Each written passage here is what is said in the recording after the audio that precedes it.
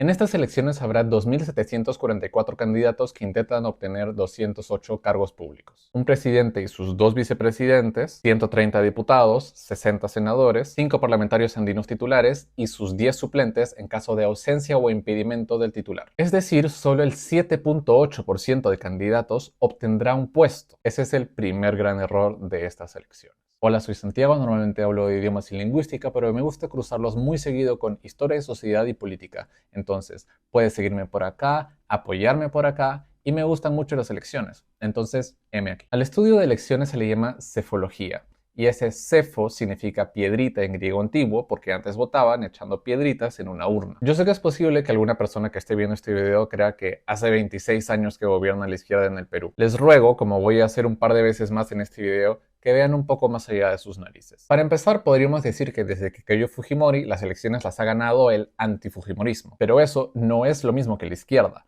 Además que el fujimorismo ha encontrado nuevas formas de controlar el poder a través del diseño del sistema político que tenemos, y lo voy a exponer en este video. Empecemos con los antecedentes recientes. En 2018, poco después de que Martín Vizcarra asumiera la presidencia, a través de su primer ministro, César Villanueva, y su ministro de Justicia, Vicente Ceballos, propuso una reforma constitucional respecto a la formación del Congreso, en la cual se agruparía regiones, provincias y distritos según criterios geográficos, culturales y económicos. Para el Senado habría 6 macrodistritos, 5 conformados por 5 regiones y un distrito metropolitano formado por Lima Metropolitana y Callao. Y para la Cámara de Diputados habría 50 microdistritos, cada uno con 2 diputados. Según esta propuesta, Lima Metropolitana tendría 12 diputados y 5 senadores, casi la mitad de lo que tiene ahora, lo cual la llevaría en realidad a estar subrepresentada. Menciono esto porque en el análisis que haré más adelante rescato parte de estos criterios. La Comisión de Constitución del Congreso, también llamada Comisión Bartra porque era liderada por la fujimorista Rosa Bartra, tergiversó magistralmente esta propuesta del Ejecutivo, lo cual llevó a que Vizcarra pidiera a la población que votara en contra de esta propuesta en el referéndum de 2018, teniendo así el referéndum del sí, sí, sí, no. Después del referéndum, Vizcarra convocó a la Comisión de Alto Nivel para la Reforma Política, también llamada Comisión Tuesta, por su líder, el politólogo y ex jefe de la OMPE, Fernando Tuesta. Si el Congreso no hubiera tergiversado también el informe final de esta comisión, la cédula de votación no sería así, sino así. Eso porque la comisión buscó 1. Eliminar el voto preferencial, la posibilidad de elegir un candidato en particular dentro de una lista. 2. Que no sean los electores, sino el Congreso quien elija a los parlamentarios andinos. 3. Que no haya 2 formas de entrar al Senado, sino una. Y 4. Que haya elecciones primarias, abiertas, simultáneas y obligatorias. Paso, que serían como una vuelta cero, para que solo los partidos que crucen cierta valla electoral entren a las elecciones de abril, con lo cual no tendríamos 37 partidos, sino 6 o a lo mucho 10. En su blog, Fernando Tuesta indica que Perú es el 5º país en Latinoamérica en cuanto a población, pero el 14º en representación parlamentaria, y que hemos pasado de tener 27.000 electores por cada parlamentario en 1980 a tener uno por cada 190.000 en 2021, algo que se solucionaría teniendo más congresistas. La Comisión Tuesta indicó que debería haber un parlamentario por cada 150.000 electores. En estas elecciones habrá 27.325.432 electores y 190 congresistas, lo cual nos da un ratio de 1 por cada 144.000 electores, lo cual es bueno, pero a mí todavía me parece alto. Debería haber más congresistas, pero primero les voy a explicar cómo va a funcionar este nuevo Congreso. Habrá 130 diputados divididos proporcionalmente según la población de las 27 circunscripciones electorales, y el Senado tendrá 60 miembros. Uno de cada circunscripción, excepto por Lima Metropolitana, que va a tener 4, y 30 elegidos por distrito único, es decir, que todo el Perú tendrá la misma lista. En mi mente eso no tiene sentido, pero he visto que en otros países también lo hacen, aunque en menor proporción. En estas elecciones hay 2 cosas muy obvias. Hay demasiados partidos, 37 para ser exactos, y demasiados candidatos para tan pocos puestos. Vamos a ver qué soluciones se plantearon para solucionar esto y qué soluciones se me ocurren a mí según lo poco que sé del sistema político de otros países. Más allá de las crisis políticas, el exceso de oferta genera confusión, tedio y desinterés en los electores. Además que, claro, podríamos decir que en el Perú no hay partidos, que ya lo sabemos todos, y que en realidad no existen 37 formas diferentes de gobernar el país, sino 37 intentos de caudillos que creen ser suficientemente carismáticos como para obtener al menos 1,5 millones de votos o el 11% de votos válidos para pasar a la segunda vuelta. En fin, Ya tenemos esos datos, comencemos. Primero, el dato de los 2.744 candidatos en realidad es impreciso, ya que los candidatos a presidente y vicepresidentes pueden postular también a otros puestos, y la mayoría lo hace, entonces en realidad son 2.648 candidatos. Luego, Lima Metropolitana va a elegir a 32 candidatos. El problema es que hay una gran desigualdad de en dónde viven estos candidatos. Hice algunas modificaciones a los criterios de la reforma Vizcarra-Villanueva-Ceballos y crucé los datos con los del Jurado Nacional de Elecciones, y obtuve que de 1.094 candidatos a diputados, 337 viven en los distritos del centro-sur, los distritos tradicionalmente pitucos o más o menos pitucos. Es decir, el 31% de candidatos viven en distritos poblados por el 20% de vecinos. Digamos que eso no es tan grave, pero si vemos este congreso, de los 33 congresistas que representan a Lima Metropolitana, 24 viven en estos distritos, es decir, el 72%. Lima Norte tiene 1, Lima Sur 3, Lima Este 4, Lima Centro 1 y San Juan de Lurigancho, el distrito más poblado del país, 0. Es decir, si postulas a la Cámara de Diputados pero no vives en San Isidro, Miraflores o a lo mucho San Miguel,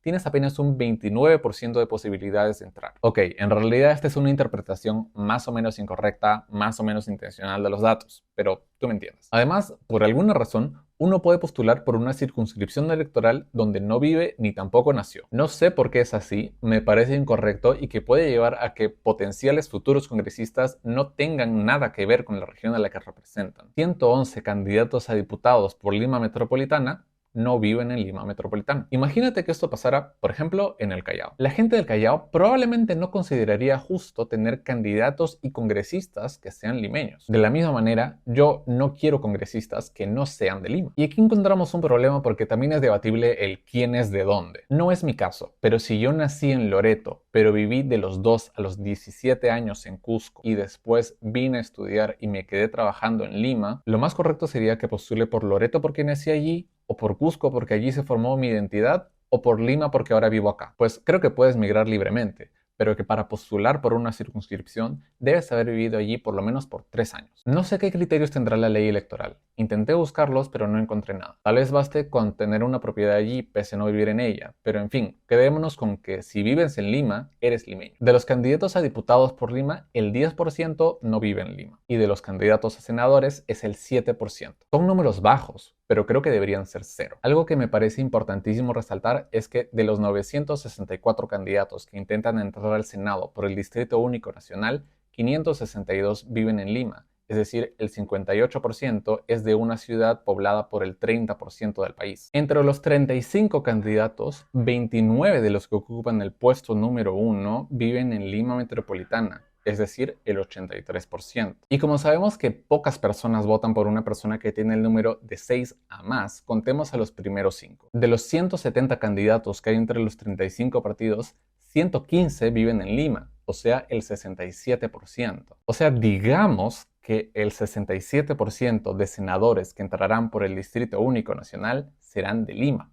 o sea, 20. O sea, si eres de Arequipa, la segunda área metropolitana más grande del país, y quieres entrar al Senado por el Distrito Único Nacional, probablemente no te dejen para darle ese puesto a un limeño. Y si te lo dan, te van a dar un número bajo, dejándote a tu suerte de ver si algún elector se apiada de tu alma y vota por ti. De los 964 candidatos a senadores por el Distrito Único Nacional, apenas 21 son de Arequipa, el 2%. Entonces, si Lima va a tener 32 diputados, los 4 senadores que le corresponden y 20 senadores nacionales, va a tener 56 congresistas en total. Y si dividimos eso entre el total de diputados y senadores que va a tener el próximo Congreso, o sea 130 más 60, nos da que Lima va a tener el 29% del próximo Congreso. Hoy en día, con sus 33 congresistas de 130, tiene el 25%. O sea, el próximo Congreso tendrá más centralismo. Además que 27 de los 36 candidatos a presidente también postulan a ser diputados o senadores, algunos de los cuales lograrán entrar y liderar a su bancada o a la oposición en bloque. Ahora vamos con mis cambios. Yo sé que sugerir que haya más congresistas suena descabellado, porque el Congreso tiene una aprobación bajísima, los congresistas tienen sueldos altísimos y se gasta una millonada en trabajadores que no hacen nada. Todo esto es un problema, pero por más Milei que suene, tenemos que agarrar a motosierrazos el Congreso para eliminar toda la burocracia y que funcione eficientemente para poder aumentar el número de congresistas. Quiero continuar con un problema en la zonificación, ya que he dividido a las regiones en norte, centro, sur, metropolitana, Lima y Callao, selva y extranjero. Pero como muchas regiones tienen costa y sierra, o sierra y selva, o costa, sierra y selva en el caso de la Libertad, esto trae problemas, así que he dividido dos. En mi análisis, las provincias costeñas de Ancash, Santa, o sea Chimbote, Casma y Guarmey son parte del norte, pero las provincias andinas pertenecen al centro. Y en Lima provincias, Barranca, Huaura y Huaral son parte del norte, Cañete del sur y Cajatambo, Ollón, Canta, Huarochirí y Yauyos del centro. Técnicamente debía hacer eso con todas las circunscripciones que pertenecen a más de una región natural, pero es mucho esfuerzo y no siempre vale la pena. Con esto no quiero decir que las provincias o distritos no valgan la pena o no importen, sino que es posible que varias no tengan ningún candidato y por ende no valga la pena hacer el esfuerzo de separarlas. Para empezar, en otros videos he dicho que los 43 distritos de Lima deberían reagruparse y ser menos, pero no importa mucho porque esta no es una elección distrital. Lo que sí creo más importante es que Lima debería al menos dividirse en 6 zonas: norte, sur,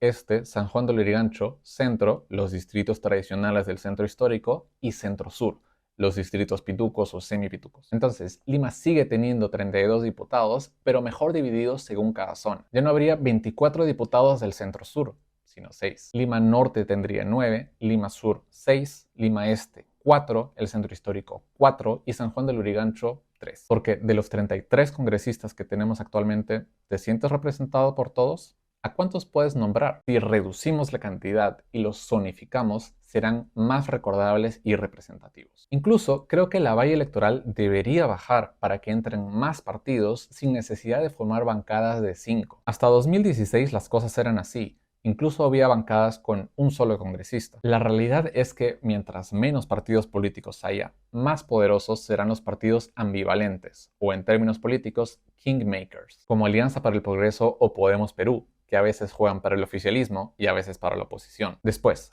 personalmente, creo que cada circunscripción debería tener 2 senadores, excepto Lima Metropolitana, que debería tener 1 por cada zona. Eso significaría que habría 58 senadores, de los cuales apenas 6 serían de Lima, y no los 24 que probablemente terminaremos teniendo. En el referéndum de 2018 del sí, sí, sí, no, también se prohibió la reelección inmediata de congresistas. Esto fue porque Vizcarra se aprovechó de que todos estábamos hartos del Congreso de los 73 fujimoristas, pero la realidad es que la tasa de reelección en el Perú solía ser muy baja, apenas el 20%. Prohibir la reelección inmediata hace que cada 5 años entren personas sin absolutamente ninguna experiencia en el Congreso y se demoren años en aprender a ser congresistas, o que entren personas que fueron congresistas hace más de 5 años. Entonces, deberíamos hacer como países que tienen elecciones más seguido. El problema es que no hay muchos referentes. En Argentina y Estados Unidos hay elecciones legislativas cada 2 años. En Argentina se elige a la mitad de diputados y 1/3 de senadores. Y en Estados Unidos a toda la Cámara de Diputados y 1/3 de senadores. En esos países el cargo de diputado dura 2 años y de senador 6. Y pueden acceder a la reelección inmediata indefinidas veces. Y la presidencia dura 4 años y pueden acceder a una reelección inmediata. Entonces, los congresistas, sobre todo los diputados, están en constante presión para hacer bien su trabajo y que los reelijan. En cambio, con nuestro sistema, los diputados o senadores no necesitan estar conectados con el deseo ciudadano durante los 5 años que serán parte del Congreso, porque no van a poder reelegirse. Su experiencia acumulada no se premia.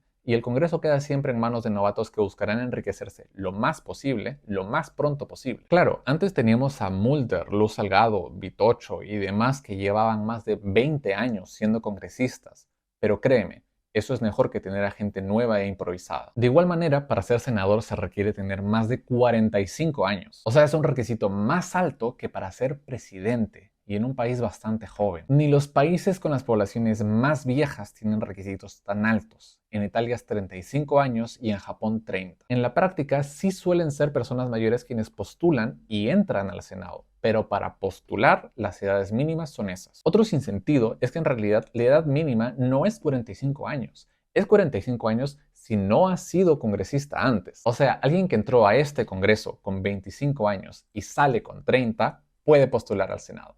ilógico. Entonces, en nuestro sistema, que tenemos elecciones cada 5 años y no creo que deberíamos bajarla a 4, nos quedamos en una posición extraña. O tenemos elecciones legislativas cada 2 años y medio, entonces el cargo de diputado dura 2 años y medio y el de senador 7 años y medio, que en realidad me parece demasiado. O tenemos elecciones cada 2 años y la Cámara puede formarse un año antes que el presidente. También existe la posibilidad de subir la presidencia a 6 años, como México, pero no me parece la mejor idea. Más tarde volveré a hablar sobre las elecciones. Y sigo, ¿por qué la mesa directiva cambia cada año? Realmente no le encuentro ningún sentido. El presidente del Congreso, o ahora de la Cámara de Diputados o Senadores, debería hacerlo por toda la legislatura. Eso significa que sí, creo que Mari Carmen Alba debió ser presidenta del Congreso estos 5 años. Imaginemos que esto haya sido así, pero eventualmente perdiera una moción de censura. En el modelo actual se le elige solamente a ella y los demás se quedan allí. Lo que creo que debería pasar es que o bien se elige una mesa directiva entera, o bien el primer vicepresidente pasa a asumir la presidencia de la mesa directiva. Trabajemos con esta opción primero. En ese caso habría sido Lady Camones, que de hecho fue la presidenta de la mesa directiva el segundo año de este periodo. Pero ella sí llegó a ser censurada y en su reemplazo entró José Williams. Imaginemos que eso no pasó porque estamos trabajando con una sola mesa directiva. Quien habría asumido habría sido el segundo presidente de la mesa directiva, Enrique Wong, pero él falleció en 2024, entonces llegamos a la tercera vicepresidenta de la primera mesa directiva. Según esta opción, nuestra presidenta en este momento sería Patricia Chirinos, lo cual me parece atroz, por supuesto. Además, la mesa directiva no tendría ningún miembro, entonces quedan 3 opciones. 1. Se eligen más vicepresidentes de la mesa directiva. 2. Cada miembro va con sus potenciales suplentes. O 3. La mesa se reemplaza periódicamente cada legislatura, o sea, cada 2 años según elecciones. Si te das cuenta, cuando cae un miembro de la mesa directiva, no suben los demás, lo cual no tiene sentido, ¿verdad? La única explicación que le encuentro es que es porque cada puesto tiene a su cargo ciertas oficinas y se prioriza mantenerlas con su respectiva cabeza que mantener la línea de sucesión del Congreso y por ende del país. Cambiar la mesa cada año solo se presta para negociados, apropiación de recursos y que la gente no conozca a los miembros. Te digo quiénes fueron presidentes estos 5 años. Mari Carmen Alba, Lady Camones, José Williams, Alejandro Soto, Eduardo Salguana, José Gerí y José María Balcázar. ¿A cuántos de ellos conoces? ¿A cuántos de ellos conocías antes de que fueran parte de la mesa? Nadie conocía a José María Balcázar antes de que nos cayera como presidente de reemplazo. Elegido por Lambayeque con 6.641 votos hace 5 años, es muy poco representativo. La última vez que estuvimos en una posición similar, el Congreso eligió a Francisco Sagasti, un limeño elegido con 96.422 votos hacía menos de un año. No estoy diciendo que el presidente de emergencia debería ser limeño, sino que debería ser representativo. Hola, soy el Santi del futuro. Algo que me olvidé de decir fue que en Estados Unidos, si el presidente se queda sin vicepresidente por muerte, renuncia o vacancia, puede elegir como reemplazo a quien quiera, que fue justamente lo que pasó en 1973. Spiro Agnew estaba enfrentando un cargo por evasión de impuestos y renunció. Y en su reemplazo, el presidente Richard Nixon eligió como vicepresidente a Gerald Ford, que había sido diputado por 24 años. Y cuando Nixon renunció por el escándalo de Watergate, Ford se volvió el primer y hasta ahora único estadounidense en ejercer la presidencia sin haber ganado una elección, ni como presidente ni como vicepresidente. Porque las candidaturas, tanto de Mari Carmen como de Balcázar, les han convenido mucho a los partidos del pacto. Mari Carmen, al ser de Acción Popular, un partido que no participa en estas elecciones, permite que los partidos no se manchen por su desempeño como presidenta, pero es un títere muy obvio. Y Balcázar, al ser de izquierda, manchará la imagen de Perú Libre, un partido al que nadie quiere, y a los demás partidos de izquierda, incluyendo a Alfonso López Chau, el candidato de izquierda con mayor aprobación actualmente, lo cual beneficiará a los partidos del pacto. Además, si te das cuenta, ¿qué tan de izquierda es José María Balcázar? ¿Qué tan de una tendencia es cualquier congresista? Balcázar entró al Congreso con Perú Libre, claro, pero Perú Libre lleva en pacto 3 años con la derecha. ¿No me crees? Mira la conformación histórica de las mesas directivas durante este periodo.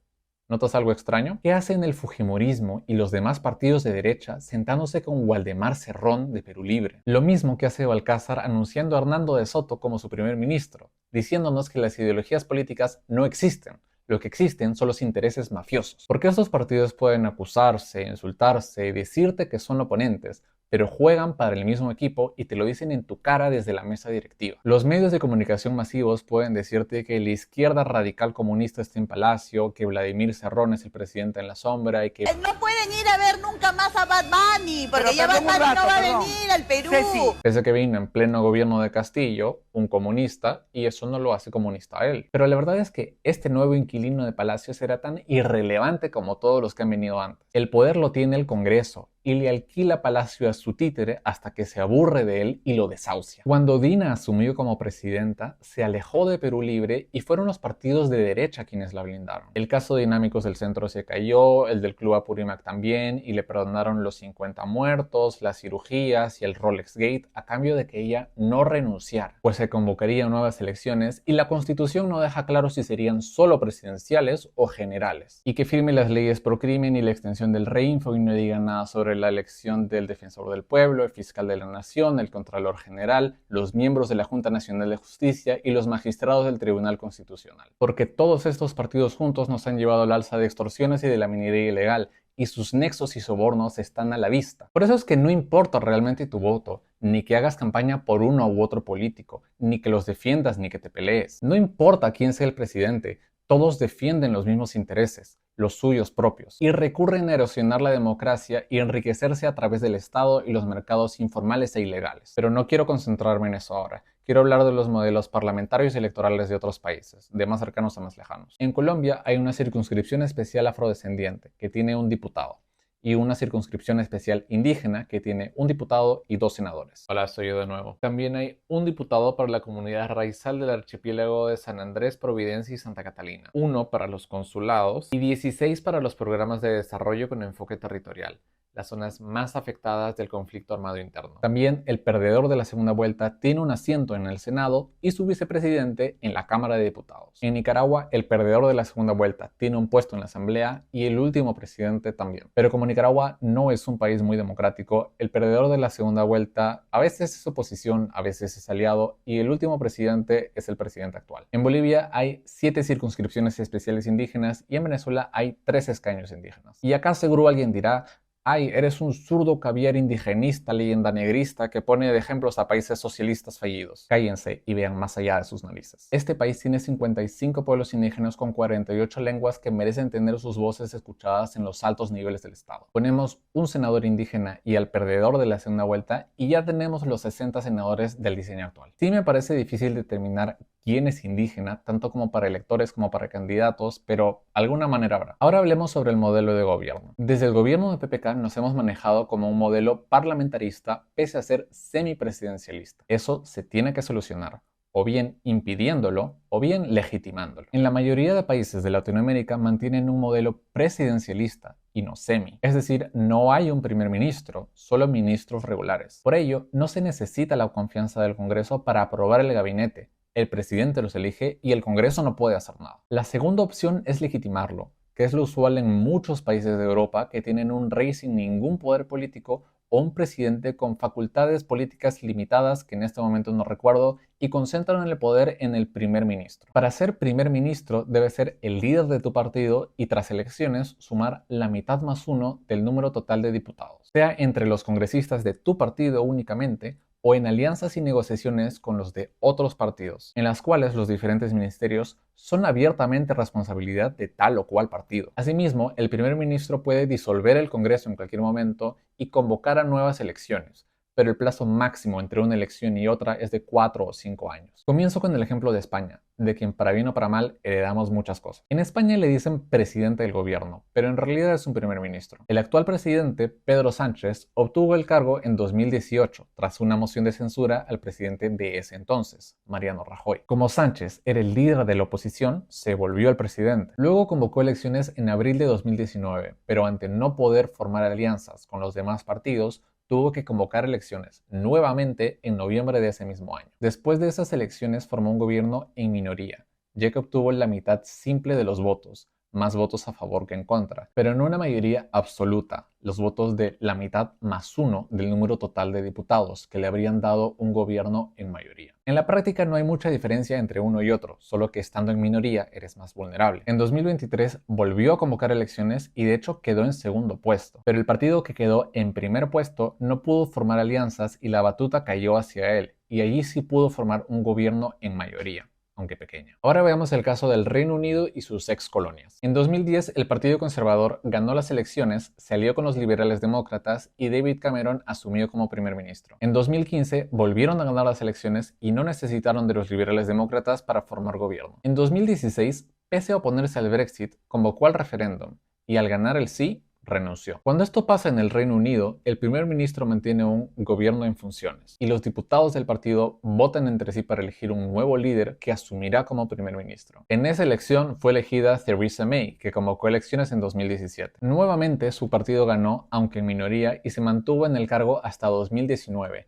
cuando, al no poder cerrar las negociaciones del Brexit, tuvo que renunciar entre lágrimas. El partido nuevamente eligió a otro diputado y ganó Boris Johnson, exalcalde de Londres. Él convocó de nuevo elecciones, obtuvo la mayoría y cerró las negociaciones del Brexit. Pero tras una serie de escándalos tuvo que renunciar en 2022. El partido volvió a elegir a alguien y ganó Liz Truss, que intentó aprobar un mini presupuesto que daba muchos beneficios económicos y tributarios a las personas más ricas y las empresas más grandes, y obtuvo tanto rechazo que renunció y se volvió la primera ministra más breve de la historia del Reino Unido. Rishi Sunak, que había quedado en segundo puesto contra ella, volvió a postular y al no tener ningún contrincante se volvió automáticamente el primer ministro. Él no convocó elecciones porque en realidad no es necesario y recién lo hizo en 2024, después de que su partido haya perdido estrepitosamente las elecciones locales de 2023 y 2024. Finalmente, los conservadores perdieron, su líder renunció y eligieron una nueva lideresa. Por su parte, el Partido Laborista obtuvo una bancada bastante grande y su líder, Keir Starmer, asumió como primer ministro al día siguiente. Hoy es bastante impopular, y si renunciara u obtuviera una moción de censura de parte de su partido o de la Cámara de Diputados,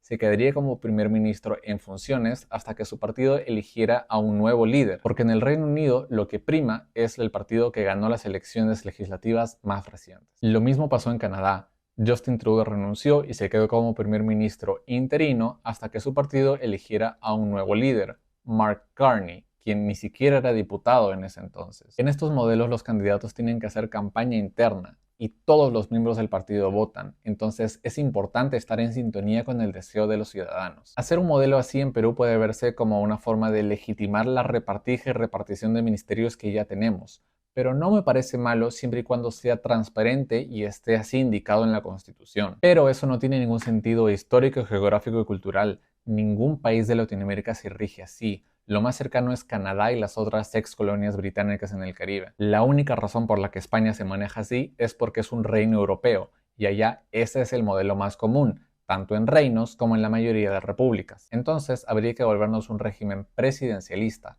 como Ecuador, Brasil, Uruguay o cualquier país de la región. En Ecuador en particular también es posible la disolución del Congreso por cualquier motivo, solo que se convoca a elecciones generales. Y en este modelo también es posible la vacancia, pero me parece muy importante aclarar las causales, ya que el término incapacidad moral permanente, normado en el artículo 113 de la Constitución, se aplica como juicio político y destitución, normado en el artículo 99 de la Constitución, a modo de declaración de ineptitud y corrupción. Otra cosa, yo creo en el cambio de constitución. Llámame zurdo, rojo, lo que quieras. Pero mira, si quieres no cambiamos el capítulo económico. Pero creo que hay que adaptar el pacto social entre el Estado y la ciudadanía a uno no escrito en una dictadura en 1993, sino en una democracia en 2026. El mundo era muy diferente en ese entonces y el Congreso de por sí ya ha modificado la mayoría de la Constitución original. Entonces, en vez de poner parches y remaches, ¿por qué no mejor creamos un texto nuevo limpio? Y la verdad, yo creo que la nueva Constitución sería más conservadora que la Constitución actual, pero me parece necesario renovar el texto cada 20 o 25 años. Siguiendo, deberían modificarse las elecciones. Por un lado, con las PASO y las listas cerradas, como propuso la Comisión Tuesta, pero también por el número de candidatos en cada circunscripción. Tomemos el ejemplo de Madre de Dios. Actualmente tiene un congresista, pero cada partido debe postular a 4 personas. Originalmente se postulaba a 3, pero con la ley de paridad y alternancia ahora son 4. ¿Por qué se postula a tantos? Básicamente, por si acaso. El congresista elegido puede fallecer o ser destituido, entonces tiene que haber accesitarios listos para ocupar el cargo. Si mi partido va a obtener la curul y yo gané 5.000 votos y la siguiente persona 4.000, está, digamos, a la espera. Pero eso me lleva a otra cosa. ¿Qué pasa si nos quedamos sin accesitarios? Veamos Tacna. Los congresistas elegidos fueron Fernando Herrera y Betsy Chávez. Herrera falleció y asumió la primera accesitaria, Nieves Limachi, y luego suspendieron a Betsy Chávez y asumió el segundo accesitario, Isaac Mita. ¿Qué pasa si alguno de ellos es destituido por acusaciones de corrupción o fallece, pese a que los dos son relativamente jóvenes? El escaño se queda vacío, o sea, los tacneños se verían penalizados por la muerte o corrupción de sus congresistas, pasando a tener la mitad de congresistas que le corresponden. De hecho, eso fue más o menos lo que ha pasado en Lima. Lima debería tener 33 congresistas, pero Guillermo Bermejo fue desaforado por tener una condena de terrorismo. Según el artículo 15A del Congreso de la República, en caso de que un congresista haya sido condenado mediante sentencia judicial firme por la comisión de terrorismo, no será aplicable lo dispuesto en el artículo 25 del Reglamento del Congreso de la República sobre reemplazo por el accesitario. Sin embargo, la accesitaria correspondiente, Zaira Arias, dice que esto no aplica, ya que la sentencia aún no es firme porque está en proceso de apelación y que el Congreso no quiere darle las credenciales a ella porque saben que es una voz contestataria. Y de hecho recuerdo que en la campaña sí era muy frontal y de debate. Otro ejemplo. Así como Betsy Chávez fue destituida por ser copartícipe del intento de golpe de Estado de Pedro Castillo, también debería serlo Roberto Sánchez. Pero el Congreso no lo destituyó a él, porque su accesitaria era Gaela Cari, también muy confrontacional y además una mujer trans. Y Dios prohíba que una mujer trans se dedique a la política y no al trabajo sexual o la cosmetología. ¿Ven los dobles estándares?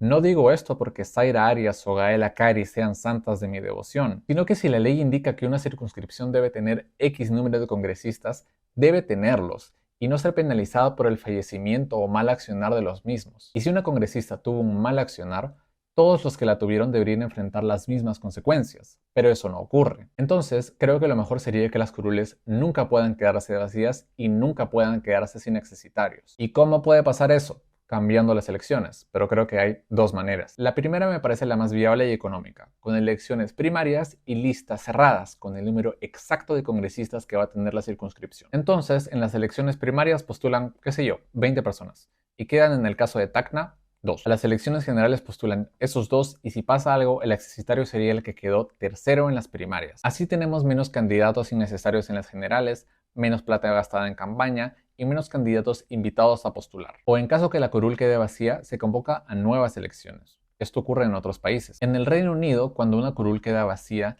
alguien del mismo partido de una circunscripción cercana ocupa el cargo temporalmente y a los 3 meses máximo se convoca una by-election. En Estados Unidos, la curul de un diputado queda vacía hasta las próximas elecciones, pero ellos tienen elecciones, aunque sea pequeñas, todos los años, entonces es por algunos meses. Y en el caso del Senado, el gobernador del estado correspondiente elige un reemplazo temporal hasta las próximas elecciones. En nuestro caso, eso es algo difícil, porque si bien nosotros también tenemos elecciones complementarias, son solo municipales y se dan cuando las elecciones han sido declaradas nulas. O sea, si hubo ausentismo de más del 50%, si los votos blancos y o nulos superan los 2/3 de los votos válidos y ante la improbable existencia de graves irregularidades por infracción de la ley que modificaron los resultados de la votación. Porque sí, por más que algunos sectores políticos digan lo contrario, en nuestro sistema no hay fraudes. En realidad creo que podríamos matar 2 pájaros de un tiro y hacer que las elecciones generales y locales sigan siendo independientes, pero sean al mismo tiempo. Y que el periodo de gobernador regional o alcalde provincial o distrital